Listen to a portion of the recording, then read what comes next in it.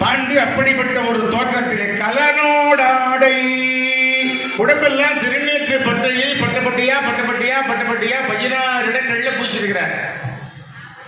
ஆடை காவி ஆடை, நாமம் சிவம் நாமம், உணவு ஒருவேளை உணவு, 3 வேளை சாப்பிடுறான் நோயாளி, 2 வேளை சாப்பிடுறான் போகஸ்தன், 1 வேளை சாப்பிடுறான் யோகி. இதுதான் போகி ரோகி யோகின்னாங்க. இப்போ அதுக்காக கடுமையாக வேலை செய்யறவங்க 3 வேளை சாப்பிட்டு தான் ஆகணும். கடுமையாக விவசாயத்தில் உழைக்கிறவங்களாம் போய் 1 வேளை சாப்பிட்டு நீ போகியா இரு யோகியா இருந்தா அது உழைக்க முடியாது. அவங்களுக்கு அந்த கணக்கு சரி வர.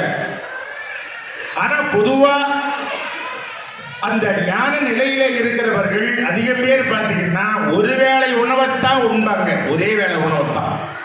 அப்படி முடியல அவங்க ஒரு 2 வேளை சாப்பிட்டுக்குவோம், அவ்வளோதானே தவிர 3 வேளையும் சாப்பிட்றவன் சாமியார் கிடையாது. ஒரு சாமியார்னு சொல்லிட்டு ஒருத்தன் 3 வேளை சாப்பிட்டான்னா அவன் சாமியார்னு நம்ம சொல்லக்கூடாது. நான் சாமியார்னு சொல்லிட்டு ஒருத்தன் அசைவம் சாப்பிட்டான்னா அவனை சாமியார்னு நம்ம கிட்டவே நம்ம போகக்கூடாது. பாவம், நமக்கு பாவம்.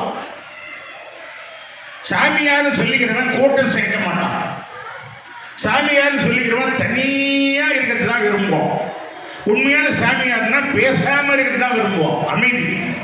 அவங்க தான் உண்மையான சாமி. இப்பெல்லாம் சாமியாருங்க எப்படி